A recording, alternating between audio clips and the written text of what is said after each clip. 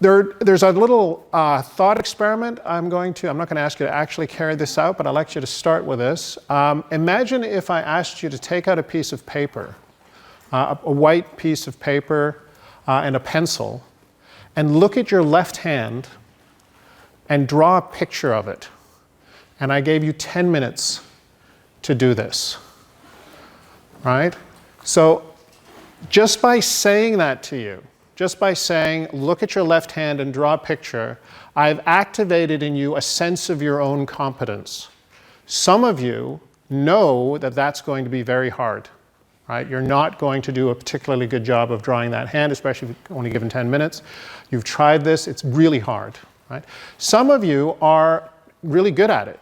You've practiced, you've done this a lot, and drawing hands has become sort of your specialty. And so you're not scared of this at all. You know exactly what you're going to do for the next 10 minutes. And you have some sense of what the result will be, right? So there's going to be that group of people as well.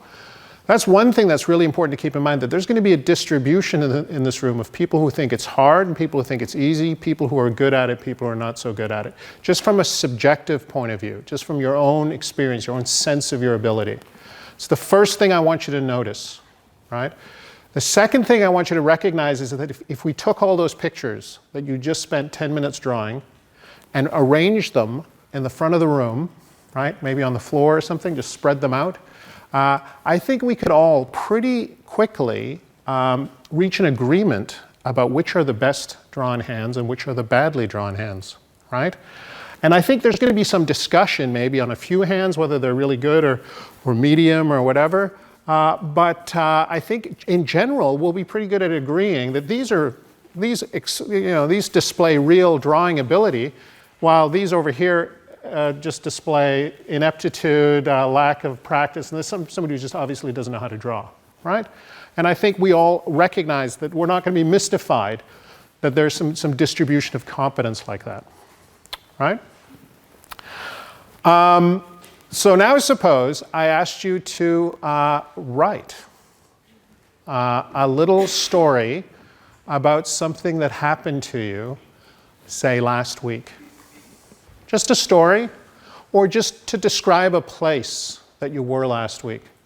And suppose again, I gave you 10 minutes, right, to write that little account. And I said, make it 150 words, or something like that, right? About half a page.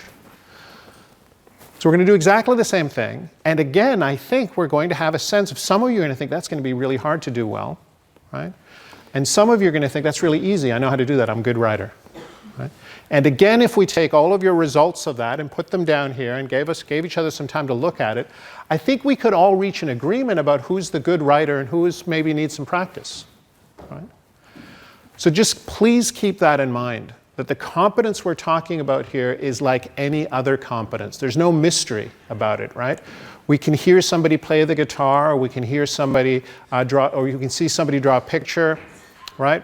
Or we can read somebody's writing, and we can decide whether or not they're good at it, even if we're not ourselves good at it.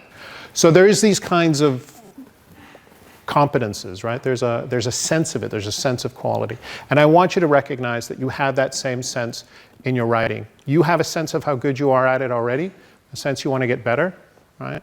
And you can recognize quality in other people's writing. And we're going to be working on that. We're going to be working on how to leverage that ability you already have.